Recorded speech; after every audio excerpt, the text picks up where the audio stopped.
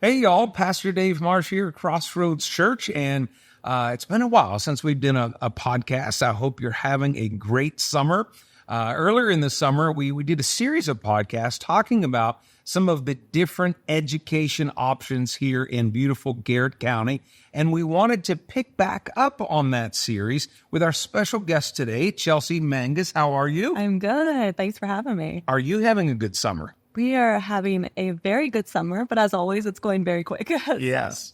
So you're probably gearing up for school to start again. Yes, doing all the professional development, trainings, getting everything ready for students. Yeah. Well, I'm glad you're here today, and wanted to talk to you today about the special education services offered in Garrett County, as there are a lot of them, and I feel like there are probably families out there who could really use those services, but they just might not know about them. So we're going to get into that in just a minute. But first of all, why don't you just let folks know who you are, what your education background has been, how long you've been working in the educational field, and some of the different roles that you've maybe filled. Absolutely. So I am Chelsie Manges. I come from Accident, Maryland, so a very small town that we're all familiar with. And my husband is from Brinsville. And so I had known from high school that I definitely wanted to get in the career of working with students with disabilities. So as soon as I got out of high school, I completed my bachelor's and master's in special education at Frostburg. And then at that point in time, you couldn't get a job in Garrett County. Okay. So we picked up and moved to Petersburg, West Virginia, where I had my first teaching position. It was an amazing experience, but our heart and our family was here in Garrett County. So after a year of that, we moved back, and I taught special education at Bradford for 2 years. And then I really had a passion to work more closely with our families. And that's a huge passion of mine. And you'll probably hear that as I continue to talk. But through that, I decided to move to a position which we refer to as an IEP coordinator. And that's really an individual who facilitates the IEP meetings and works more closely with the families. And so I did that for a couple of years, and in the meantime, I pursued my doctorate in K through 12 leadership with a focus on special education and parent involvement through that process. So then the director of special education position came open, and I did not think I was quite ready for that. But through some different situations, I am there. And so I just finished my 5th year in this position. And I just love it. It's an amazing opportunity to really advocate and support our students with disabilities in the county. So It's been a blessing. Yeah. So you've had quite the journey. Yes. I don't think you watched a lot of TV during that time. Like No. you're just learning and working. Yes. Yeah. My husband picked up a hobby of cycling during that time. So it was like, get him out of the house so you could study. Yes. Yeah. Yes. And you guys are blessed with 2 kids of your own? We are. We have a little girl who attended Yacklades Elementary School in pre-K this year. She's going to turn 5 in August. And then a son, Everest, who just turned 2 in June. So we are busy with 2 moving kids. Yes. Yeah, you got a beautiful family, and we're thankful to have you here and thankful to have you in the community. This position, I mean, anytime you can invest in kids, that's a win, right? I mean, that's just a high calling, an awesome opportunity to be able to do that for a living. This particular kind of niche that you're in, there's a lot of needs in our community, and they're very specialized. And so I thought maybe we could spend a few minutes talking today about some of the different resources that are available, not only to kids and families in the public schools, but also in private schools and homeschool as well. And so I'll stop talking, and I'm going to let you tell us about just, what are some things that, as you have this opportunity, kind of share your heart, your experience, you would want families to know about. Okay. And you're probably going to have to stop me because this is something I could talk all day about. But I guess I'll kind of relate it to, speaking to the Crossroads family and others in the community. If you had any part of the Night to Shine event, whether it was being here or being in the prep work or the aftermath of it or seeing pictures and videos, you have just a snippet of how rewarding it is to work with individuals with disabilities. So it truly is a passion. We have some of the most dedicated administrators and special ed teachers and general education teachers and speech and language pathologists and other related service providers that really pour their heart into our students. And so it's just an amazing opportunity to share this more with you all. So kind of from a broad perspective, we service through the school system children from birth clear up to age 21. So we have what we refer to as our infants and toddlers program if we're starting kind of in the younger grades. And this serves really our birth to age 3, 4, depending on when they would transition to the schools. And this really looks at from the time a student or a child is diagnosed with a disability, making sure we're providing those early intervention services. Research shows that the earlier we can provide those, the higher the rate of success is. So we really start at birth, and really those services are provided generally in the home or the natural environment. And we have providers that go in and provide those services based on the need. So there is an eligibility criteria for all of our programs, but we certainly help parents walk through that process.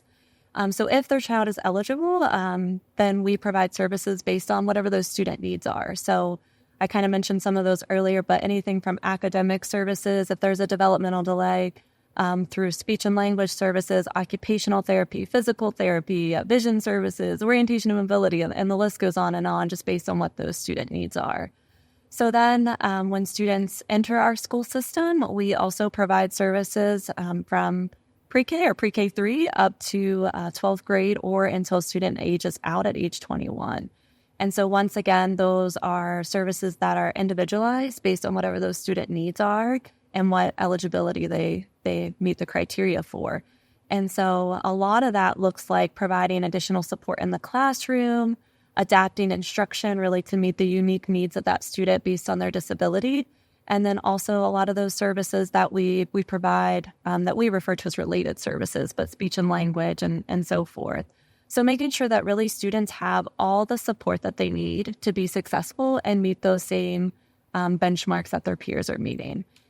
And so then once we start getting into middle and high school, we even look at what we call transition services. So really looking at what is the child's goal for after they graduate, maybe what the parents' ambitions are for their child after they graduate, and we really start focusing on those goals.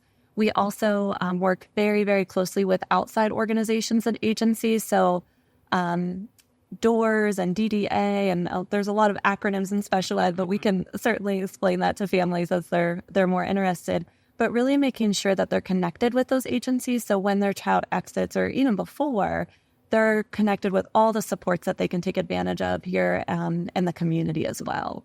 And so making sure we make those connections for them. So then, as you mentioned, we also do provide services to families that may choose a homeschool option or a private school option.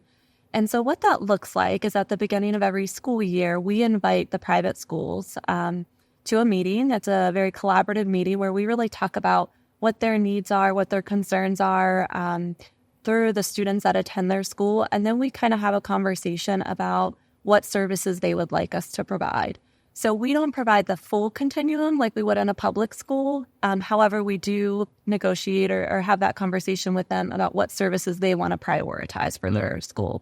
So, for example, this year, when we met with the private schools, their focus really was on speech and language therapy. Okay. So students that attended, for example, Calvary, they could still, if they met those eligibility criteria, receive speech and language services. So we would have one of our speech and language pathologists, they go to the school and they provide those services during that school day. Also for families that choose to homeschool, same thing. If they have concerns with speech and language, then their child can also be eligible for those services through what we call a service plan.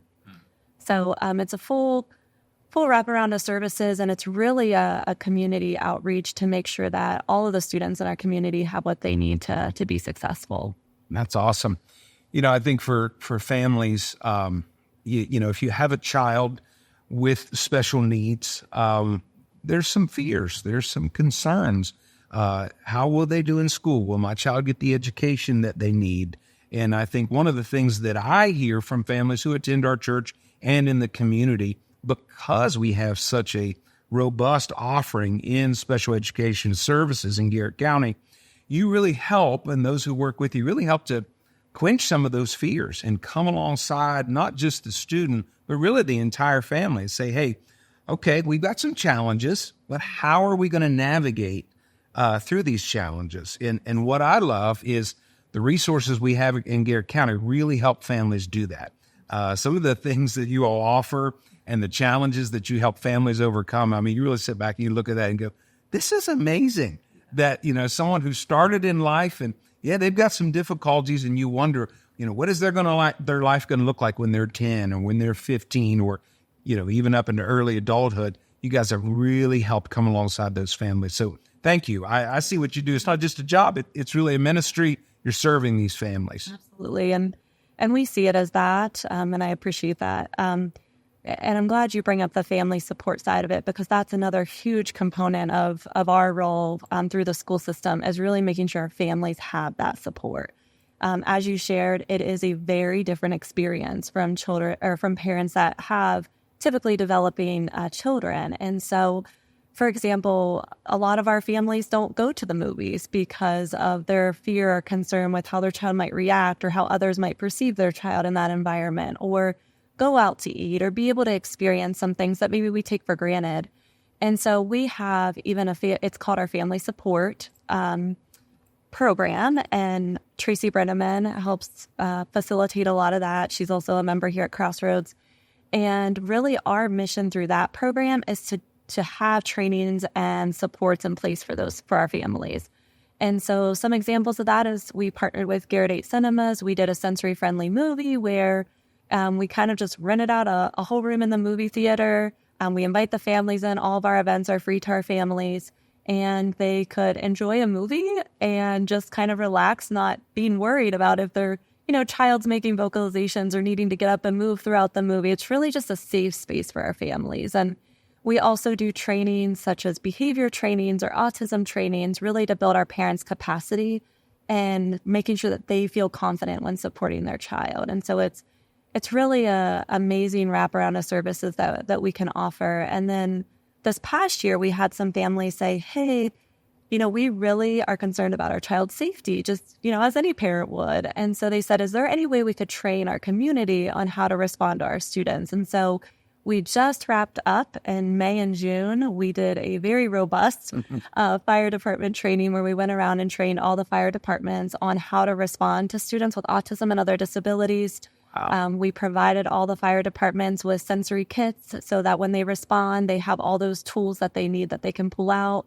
We're training the police in August, and then we're also trying to get out into our local businesses and really make sure that they have the supports when our families do come out to eat or go to the movies or whatever that may be that they want to partake in. And so, I think one of the great things about here at Crossroads is you all have the special needs ministry. And so you really embrace that model about, yes, we're a community here and your child's welcome, and we have the supports here to make sure that they're involved and incorporated into that. Yeah.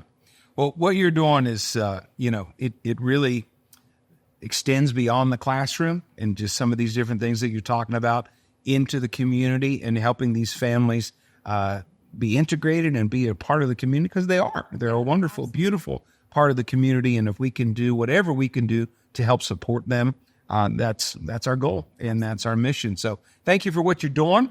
I know you got a great team around you that are helping you as well. But for anyone listening, and again, one of the things you said today is this is not just for public school students. And we know we have a big homeschool community here in Garrett County. We know we have some private school options that are growing as well. And so this is a beautiful collaboration between those communities.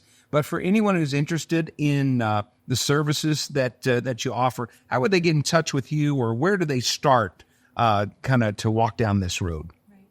Yeah, so a lot of different options. If you are connected with a school, you can certainly reach out to your classroom teacher, administration there. But if maybe you're not, we have on our Garrett County Public Schools website, we have a link in there for our special education department. It has our main special education office number, as well as some additional contact information for you. We also have all of our family support information on there. So if you just want to get connected with the family support aspect of that, all that information is available on the website or through your school. Awesome. Chelsie, thanks for being with us today. Absolutely. Yeah, thanks for having us. It was an honor to be able to share this on this platform. Thanks for joining us. You all have a blessed day.